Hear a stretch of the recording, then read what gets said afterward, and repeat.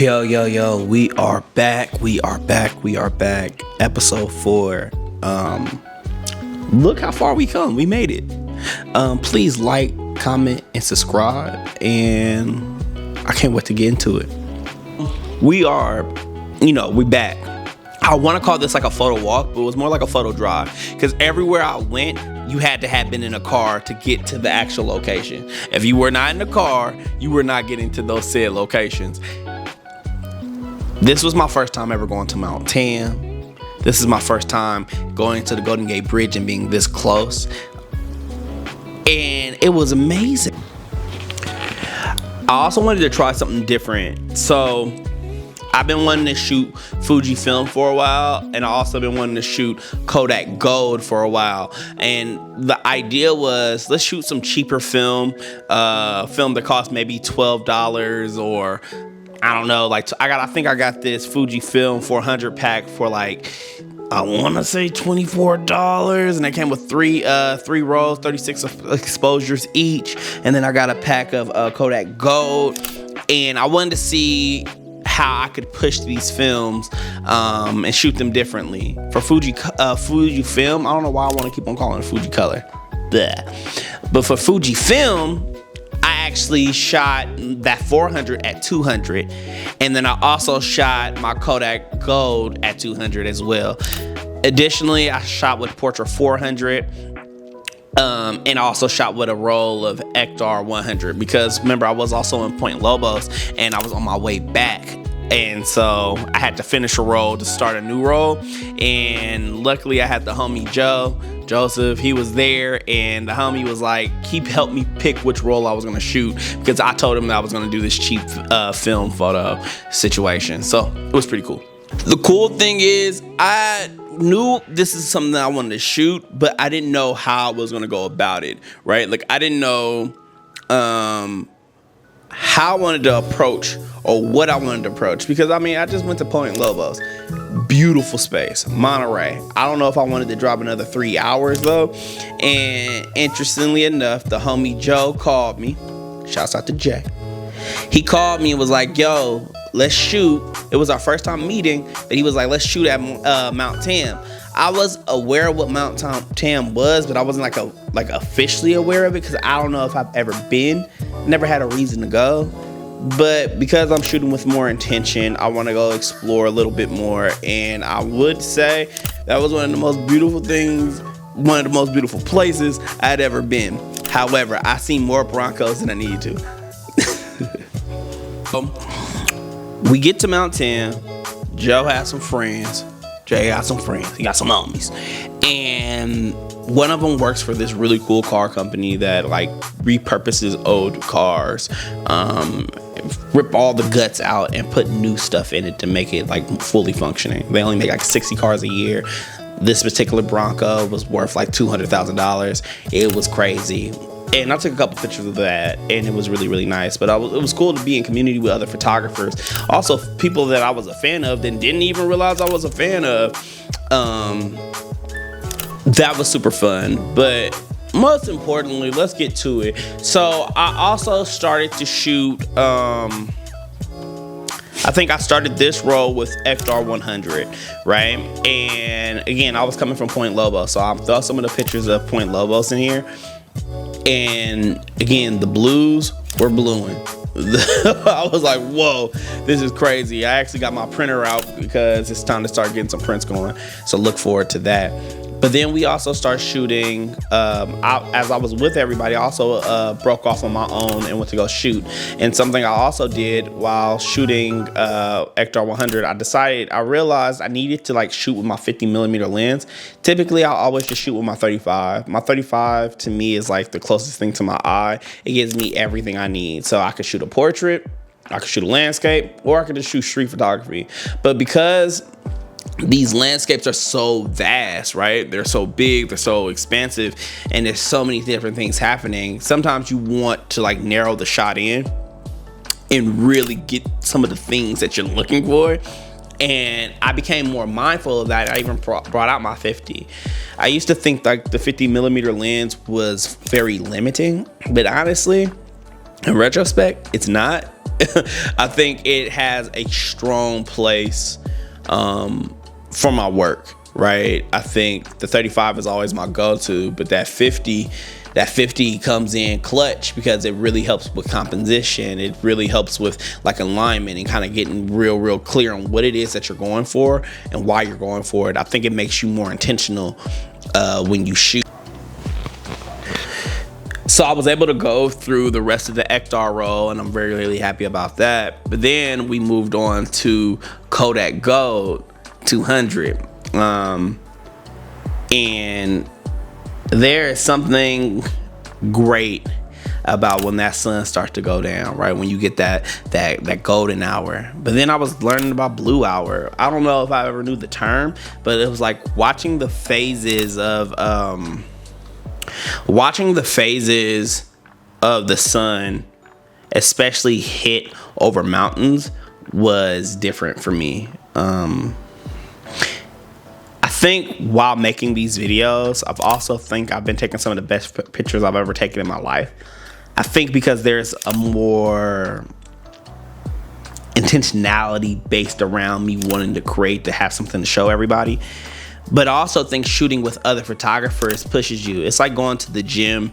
My brother said this the other day. He said when he runs, one of his favorite things to do is run in the faster group because it gives him something to work towards. And I think it's the same in photography.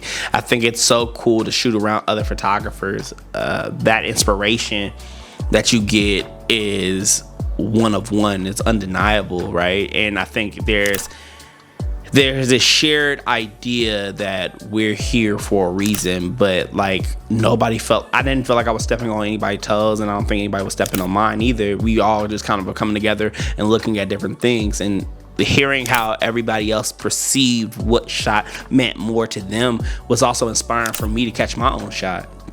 And when I was shooting this Kodak Gold 200, I didn't know what I was getting myself into shooting it in the evening, because again, with the ISO being so low, right, you think you might have less light to work with. And surprisingly, my camera stays steady because of course I shot with the Canon F-1, my favorite, my baby. My shots were steady, color was beautiful, vibrant. And what I did notice, because I am somebody that edits my film and I'm not somebody like that act like I do.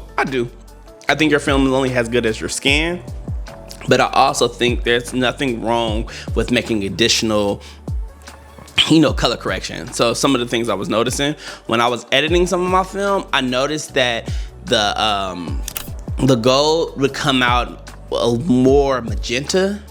And so I was trying to balance it and pull that magenta more into some green tint.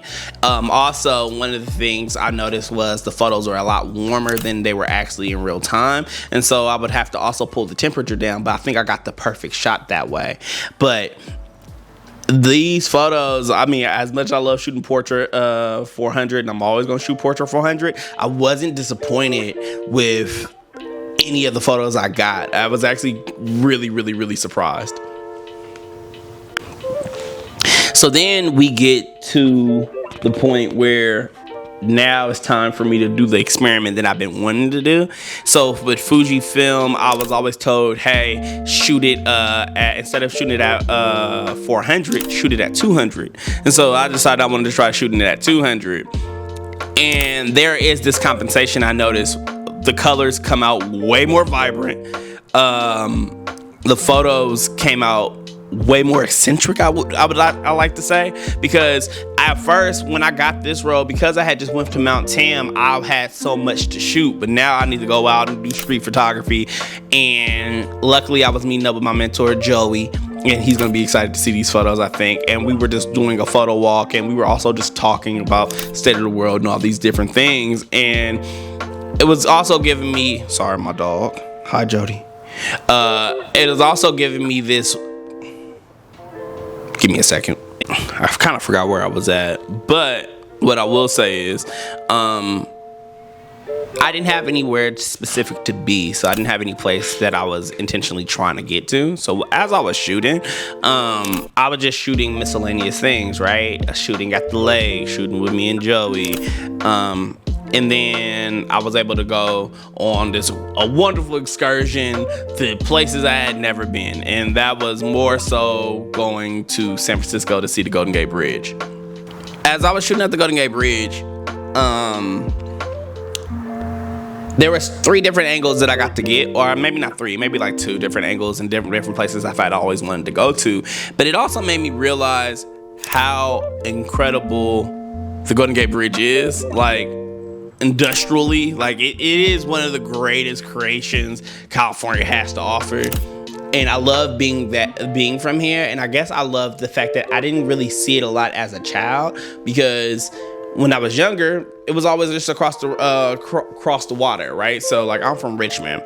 I remember going to New York with my brother, and I remember we met these 2 older ladies at this restaurant. We were eating lunch or something, and they heard me talk. They were like, "Where are you from?" I said, "I'm from California." She said, "I could tell." I said, "Oh, thank you, man." And then she was like, "Yeah." She was like, "What are you out here to do?" I said, "Well, I'm a photographer." I was really young. I had to be like 19 at the time, maybe 18. I was like, "I'm a photographer." And I was like, and I'm trying to just take pictures and stuff like that. I had already gone to Soho. So I think I want to go see the what's that building? No, the Statue of Liberty. She was like, "No, I've lived here my whole life. I'm 60 plus. I've never seen the Statue of Liberty."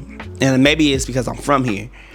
And I never, like, that never left me. And I said, I feel the same way because I'm from the Golden Gate Bridge situation. Like, it's right there, but I've never gone to see it.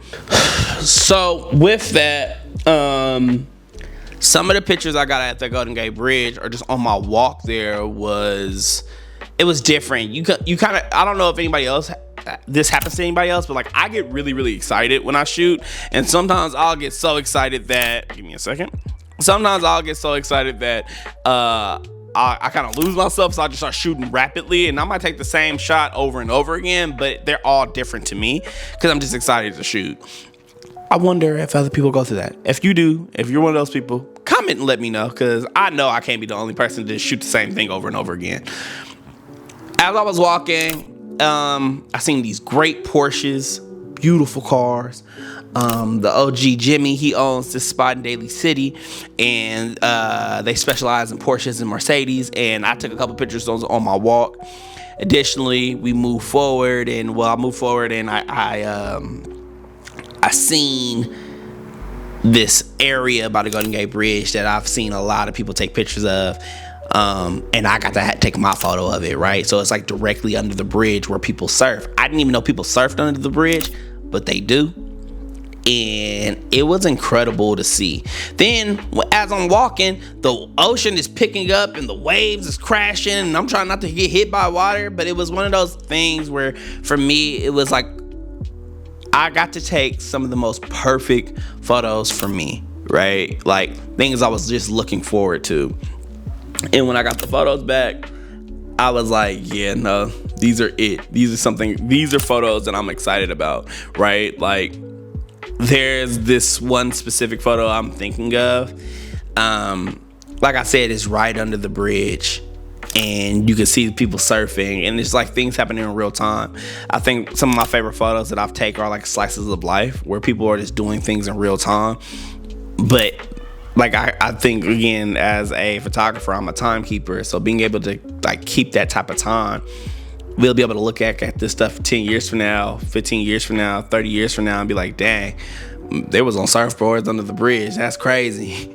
I think as far as my thoughts on Fuji, the Fuji film and the Kodak Gold, in comparisons to the Ektar and the Portra 400, I think it depends on what you're shooting and why you're shooting it. Like, I'm always going to want to shoot with Ektar and Portra 400 no matter what. Also, sleeper, Portra 800 is my favorite. But if I think about the Fujicolor or the Fujifilm 400 and Kodak Gold, I think they're comparable. I think they're great. I think they serve two different things. I would also say, hey, if you're going to shoot Fujicolor, shoot it on 200 instead of shooting it at the 400. I think you might just get better colors out of that. I have a bunch of rolls left with it, so I'm probably gonna shoot some of those rolls on the Canon P. So I'm looking forward to that as well. But yeah, other than that, man, Thank y'all for watching. Thank y'all for subscribing. Thank y'all for liking. Please leave a comment. My Instagram is also linked in the bio. And thank you.